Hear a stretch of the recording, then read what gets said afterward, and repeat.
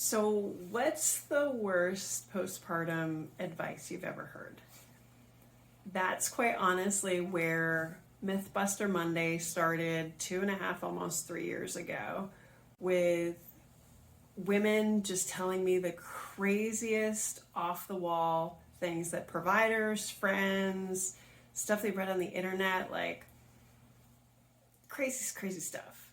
And so, in the spirit of year-end reviews, I thought I would go back on my top Mythbuster Mondays for 2021. All right. So, one of my favorites, because I do love mom pants, was literally that mom jeans, mom pants, high-waisted leggings will make your prolapse symptoms worse. No.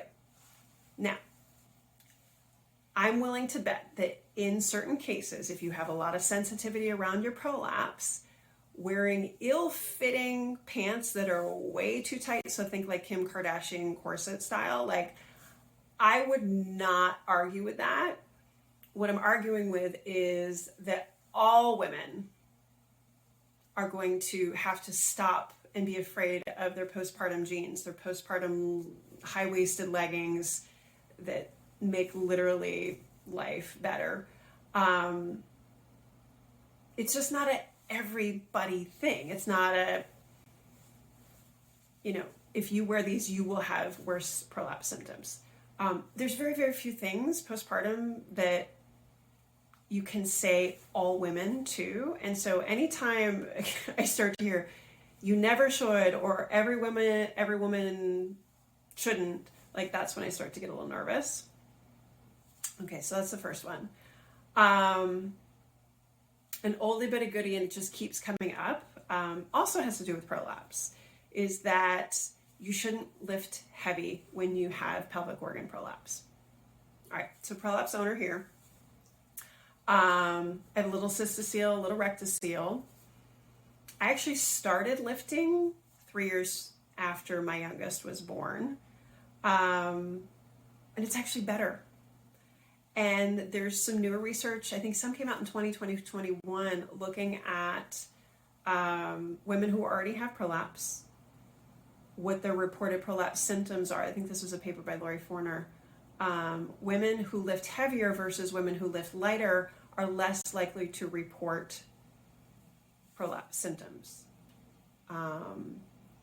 Not that one has more or less prolapse, but just women who lift heavier, it isn't a bad thing. And so when you get advice from OBs like, don't lift your baby, don't do any of this stuff, like the pressure that's caused when you sneeze is more than lifting a baby. The pressure lifting, a gallon of milk, like everyday life things. Like we once you put it in perspective, you're like, oh, like I'm really not that fragile. So that whole lifting and prolapse, it gets complicated. But at the end of the day, if you want to lift heavy, there is a path forward. Okay. Obviously dependent on severity, but all right.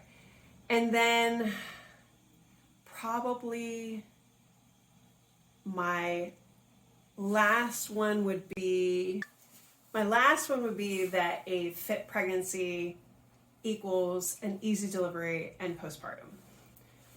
As much as I look forward to the day that we can predict with certainty the baby's weight, the type of delivery, the results of delivery, amount of tearing, all of those things, as much as I look forward to that day, because it will make my job a lot easier, it's just not that simple. There's far too many variables. If you are fit during your pregnancy, what we know is you're fit during your pregnancy. You were able to be active. Beautiful. Okay? End of story. Quite honestly, I've known so many women that are just, their minds are blown when they have a super easy pregnancy and then things are messed up postpartum, or they had a rough delivery.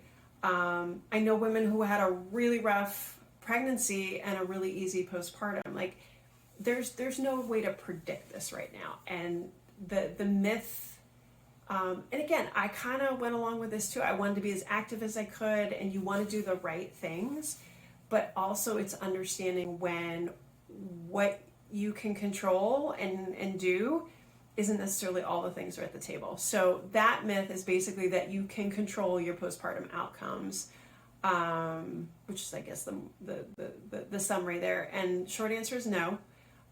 Be as fit as you can. Do all the things that you can. But again, like if you walk into pregnancy with a history of low back pain, you're probably going to have it in pregnancy. You're probably going to have it postpartum. That doesn't mean that you can't have an active and successful, symptom-free experience. So let's just not put limits on things when we just don't know enough yet. So those are my top 3 what year is it, 2021, postpartum myths. I would love for you to pop your favorite one in the comments below. Let me know if it's one that I posted on before that you loved, great. If it's one that I haven't posted on and we can address it in 2022, like let's keep it coming. But myths are made to be busted, so let's just keep doing more. Let's keep getting better information out there for moms in the new year for sure. Always, if you have questions, please feel free to hit me up on DMs. Otherwise, have a happy new year.